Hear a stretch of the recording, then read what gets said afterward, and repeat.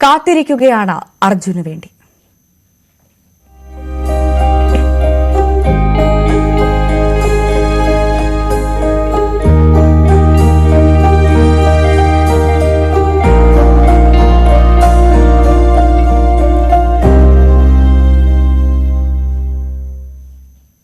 കർണാടകയിൽ ശിരൂരിൽ മണ്ണിടിച്ചിലിൽ കാണാതായ കോഴിക്കോട് സ്വദേശി അർജുനായുള്ള ദൌത്യം 13ാം ദിനത്തിൽ.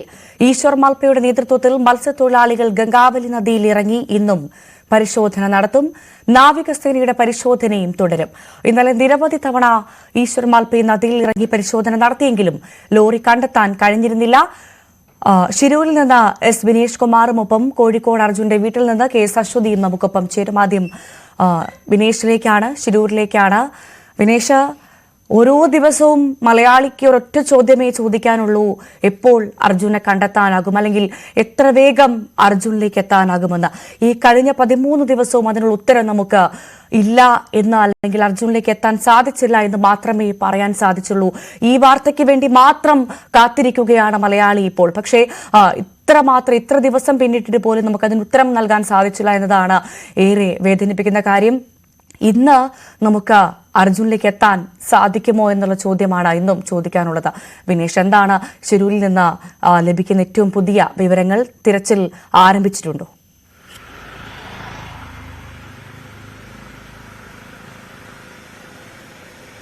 ഭവ്യ, ഇന്നും ദൗത്യം തുടരും എന്ന് തന്നെയാണ് അധികൃതർ വ്യക്തമാക്കിയിട്ടുള്ളത്. പക്ഷേ എങ്ങനെ മുന്നോട്ട് പോകും എന്നുള്ള കാര്യത്തിൽ സംശയമുണ്ട്. ശക്തമായ അടിയൊഴുക്കുണ്ട്. അതുപോലെ തന്നെ ഇന്നലെ തിരയിളക്കവും ഉണ്ടായിരുന്നു. ഇത് കടലിലേക്ക് ചേരുന്നതാണ് ഈ ഗംഗാവലി. അടുത്ത് തന്നെയാണ് ഇതിന്റെ അഴിമുഖവുമുള്ളത്. അതുകൊണ്ട് തന്നെ ഈ ഒരു തിരയിളക്കം ഇന്നലെ ഉണ്ടായിരുന്നു. ഇതെല്ലാം തന്നെ രക്ഷാദൗത്യത്തിന് വിലങ്ങുതടിയാവുന്നത് നമ്മൾ ഇന്നലെ കണ്ടതാണ്. കാരണം ഇന്നലെ മാൽപ്പെ, അതായത് ഈശ്വർ മാൽപ്പയുടെ രക്ഷാ ദൗത്യമുണ്ടായിരുന്നു. പക്ഷേ അവർക്ക് 7 തവണ അവർ ഡൈവിംഗ് നടത്തിയെങ്കിൽ പോലും അവർക്ക് ലോറിക്ക് അടുത്തേക്ക് എത്താൻ കഴിഞ്ഞില്ല എന്നുള്ളതാണ് എടുത്തു പറയേണ്ട കാര്യം. ഒപ്പം തന്നെ ഈ റഡാറിൽ നിന്ന് 4ാമത്തെ സിഗ്നൽ കിട്ടിയിരിക്കുന്ന സ്ഥലത്ത് ലോറി ഇല്ല എന്നുള്ളതാണ് ഇന്നലെ ലഭിച്ച ഏറ്റവും പുതിയ വിവരം.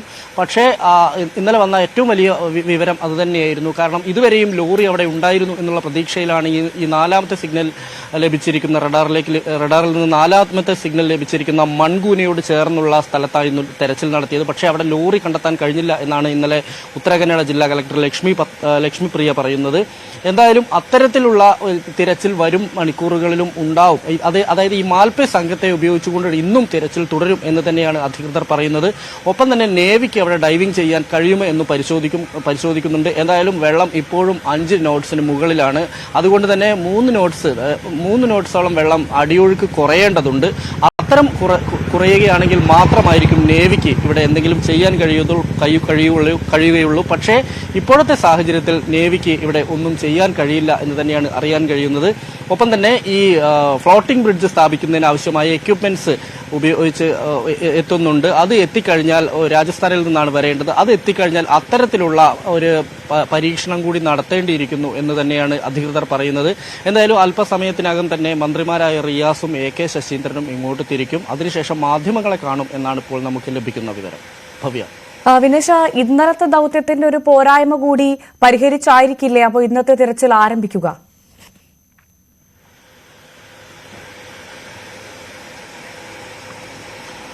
ഭവ്യ, ഇതിനകത്ത് പോരായ്മ എന്ന് പറയാനൊന്നും കഴിയില്ല. കാരണം ഇവിടുത്തെ സിറ്റുവേഷൻ അങ്ങനെയാണ്. കാരണം ഇടവിടാതെ മഴ പെയ്തുകൊണ്ടിരിക്കുന്നു. ഗംഗാവാലി അതിന്റെ രൗദ്രഭാവത്തിൽ ഒഴുകിക്കൊണ്ടിരിക്കുന്നു. അടിയൊഴുക്ക് ശക്തമാണ്.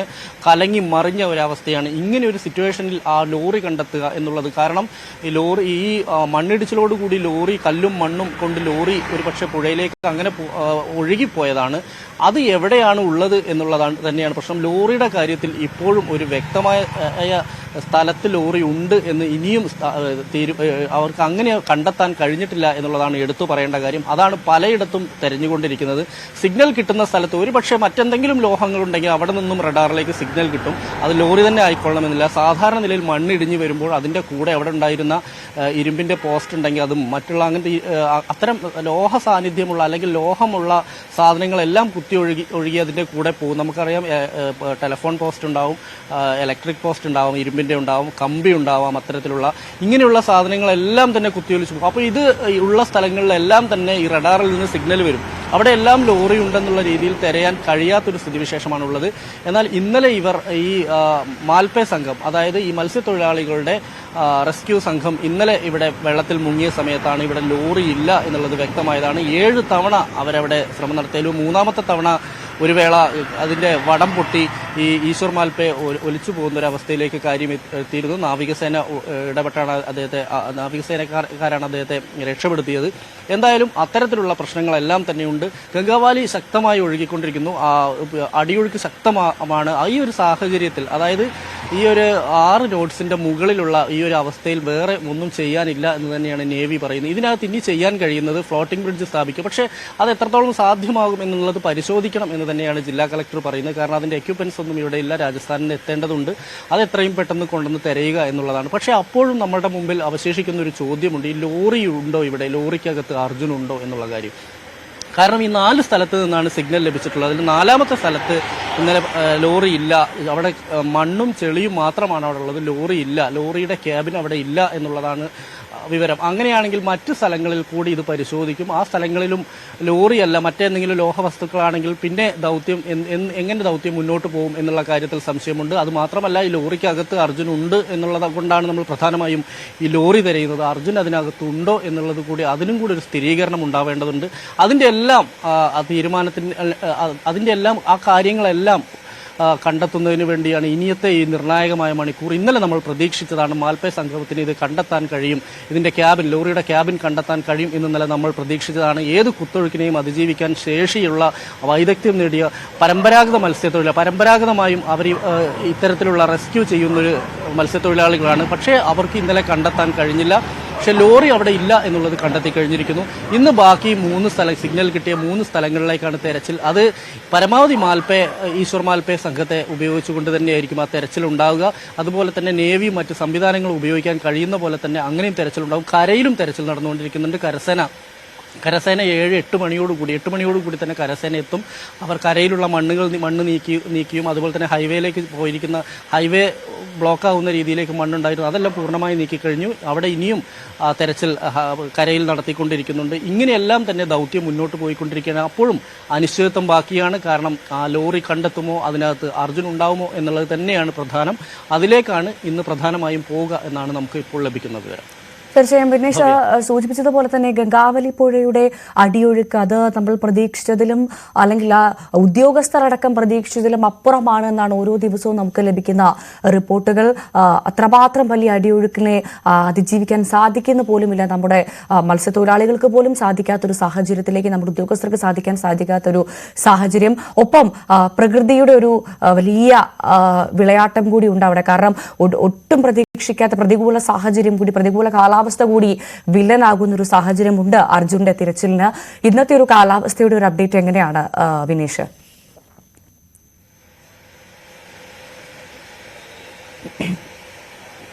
ഭവ്യ, ഇവിടെ ഓറഞ്ച് അലർട്ടാണ് ഉള്ളത്. മഴ ഇപ്പോഴും കാർമേഘം മൂടിക്കെട്ടിയ ഒരു അന്തരീക്ഷമാണുള്ളത്. മഴ ഇന്നലെ രാത്രിയിലുണ്ടായിരുന്നു. ഇന്നും മഴ പെയ്യാനുള്ളൊരു സാധ്യതയുണ്ട്. ഇന്നലെ പക്ഷേ ഉച്ചയ്ക്ക് ശേഷം മഴയില്ലായിരുന്നു. അതായത് ഈ രക്ഷാദൗത്യം നടക്കുന്ന പ്രദേശത്തും അതിൻ്റെ പരിസര പ്രദേശങ്ങളിലും ഒന്നും ഇന്നലെ മഴയില്ലായിരുന്നു എന്നുള്ളതാണ് നേരിയ ആശ്വാസം. പക്ഷേ ഇന്നും ഇന്നലെ രാത്രിയിൽ ശക്തമായ മഴ ലഭിച്ചിട്ടുണ്ട്. മാത്രമല്ല, ഇതിൻ്റെ പരിസരത്ത് മാത്രമല്ല, ഇതിന് പുറത്തും അല്ലെങ്കിൽ ഈ ഗംഗാവാലി പുഴയിലേക്ക് ഒഴുകിയെത്തുന്ന നിരവധി ചെറുപുഴകളെല്ലാം ഇതിലേക്ക് ഒഴുകിയെത്തുന്നുണ്ട് എന്ന് പറയുന്നു. ആ പ്രദേശങ്ങളിലെല്ലാം തന്നെ, ആ മലയോര മേഖലയിലും അതുപോലെ തന്നെ ആ എവർഗ്രീൻ ഫോറസ്റ്റിനോട് ചേർന്ന സ്ഥലങ്ങളുണ്ട്, മഴക്കാടുകൾ ചേർന്ന പ്രദേശമുണ്ട്. ആ ഭാഗങ്ങളിലെല്ലാം തന്നെ മഴ പെയ്തു കഴിഞ്ഞാൽ സ്വാഭാവികമായും ഗംഗാവാലി പുഴയിൽ വെള്ളം കൂടും, ആ ജലനിരപ്പ് ഉയരും, ഒപ്പം തന്നെ അടിയൊഴുക്കും ശക്തമായി വർദ്ധിക്കുന്ന ഒരു സ്ഥിതിയിലേക്ക് പോകും. അതുതന്നെയാണ് ഇന്നും ആ ഒരു സിറ്റുവേഷനിൽ തന്നെയാണ് കാര്യങ്ങൾ. ഈ മഴ ഇന്നലെ രാത്രിയിൽ ഉണ്ടായിട്ടുണ്ട്. ഇനിയും മഴ പെയ്യാൻ മൂടിക്കെട്ടിയ ഒരു അന്തരീക്ഷമാണ് ഇവിടെയുള്ളത്. എന്തായാലും ഇവിടെ 4 ദിവസത്തേക്ക് ഇന്നലെ മുതൽ 4 ദിവസത്തേക്ക് ഓറഞ്ച് അലർട്ടാണ് ഇവിടെയുള്ളത്. അതിൽ മാറ്റമൊന്നുമില്ല. ഇടവിട്ട് ശക്തമായ മഴ പെയ്യുന്നുണ്ട്. ഈ പ്രധാനമായും ഈ രക്ഷാദൗത്യത്തിന് വിലങ്ങുതടിയാവുന്നത് ഇങ്ങനെയുള്ള മഴ തന്നെയാണ്. മഴ പൂർണ്ണമായും മാറി നിൽക്കണം. 2-3 ദിവസം മഴ പൂർണ്ണമായും മാറി നിൽക്കണം.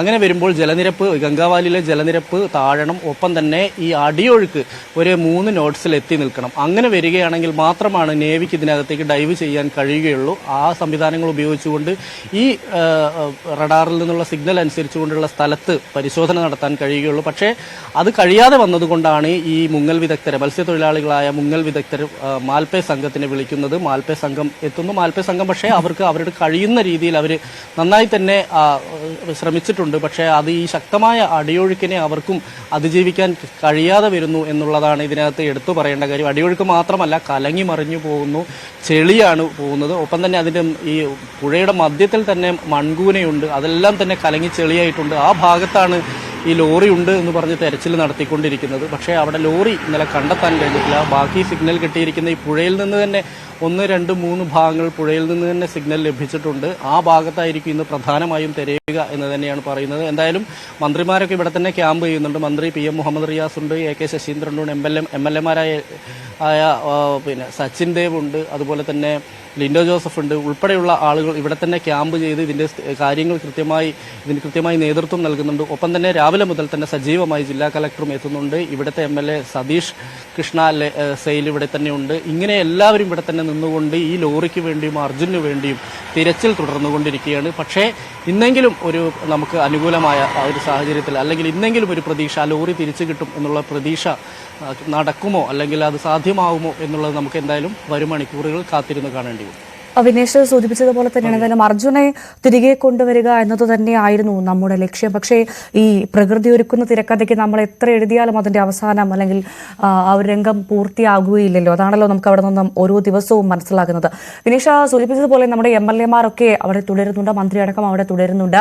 ഈ കർണാടക സർക്കാരിന്റെ മേലിൽ നമ്മുടെ കേരളത്തിന്റെ ഒരു സമ്മർദ്ദം കൂടിയുണ്ടോ? ഈ തിരച്ചിൽ എന്ത് വന്നാലും ഈ ഒരു ഘട്ടത്തിൽ അവസാനിപ്പിക്കരുത്, അത് തുടർന്ന് കൊണ്ടുപോവുക തന്നെ വേണമെന്നൊരു സമ്മർദ്ദം നമ്മുടെ കേരളത്തിന്റെ ഭാഗത്ത് കർണാടക സർക്കാരിന്റെ മുകളിലുണ്ടോ? വിനേഷ്, എന്താണ് മനസ്സിലാക്കാൻ സാധിച്ചത്?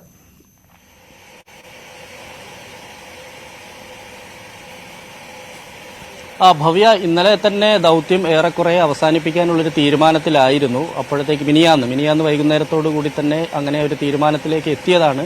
പക്ഷേ അപ്പോഴത്തേക്കാണ് മുഹമ്മദ് റിയാസും AK ശശീന്ദ്രനും സംഭവം അറിഞ്ഞതോടുകൂടി സ്ഥലത്തെത്തുകയും കൂടുതൽ ഇവരെ സമ്മർദ്ദം ചെലുത്തുകയും, അതായത് രക്ഷാദൗത്യം അവസാനിപ്പിക്കരുത്, ലോറി കിട്ടുന്നത് വരെയെങ്കിലും, ലോറിയിൽ അർജുൻ ഉണ്ടോ ഇല്ലയോ എന്നതിനപ്പുറത്തേക്ക് ലോറി കിട്ടുന്നത് വരെയെങ്കിലും ഈ രക്ഷാദൗത്യവുമായി മുന്നോട്ട് പോകണം എന്നുള്ള രീതിയിൽ അവർ ആവശ്യപ്പെടുകയും അതിൽ സമ്മർദ്ദം ചെലുത്തുകയും ചെയ്തു.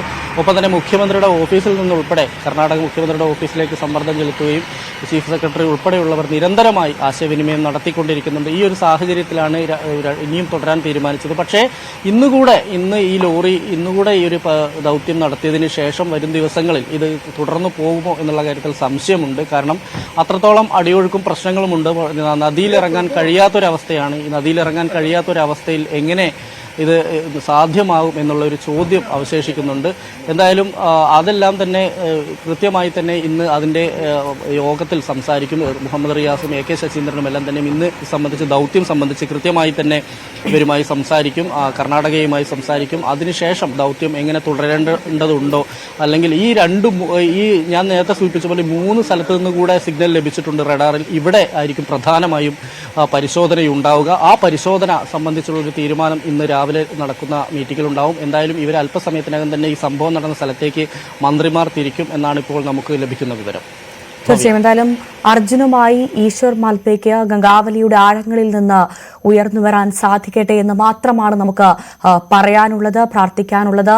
ഇന്നെങ്കിലും അർജുനെ ലഭിച്ചു, അർജുനെ കിട്ടി എന്നുള്ള വാർത്ത പ്രേക്ഷകരിലേക്ക് എത്തിക്കാൻ ഞങ്ങൾക്കും സാധിക്കട്ടെ. എന്തായാലും വിനേഷ് തുടരുക. നമുക്ക് KS അശ്വതിയിലേക്ക് പോകണം. അശ്വതി കോഴിക്കോടുള്ള അർജുന്റെ വീട്ടിലുണ്ട്. അവിടുത്തെ വീട്ടുകാരുടെ ഒരു മാനസികാവസ്ഥ അത് എന്ത് എന്ന് നമ്മൾ പറയേണ്ട ആ സാഹചര്യം. എന്നാലും അവിടുത്തെ വിവരങ്ങൾ കൂടി നമുക്ക് അറിയേണ്ടതുണ്ട്. അവരും പ്രതീക്ഷയിലാണ് നമ്മളെപ്പോലെ തന്നെ.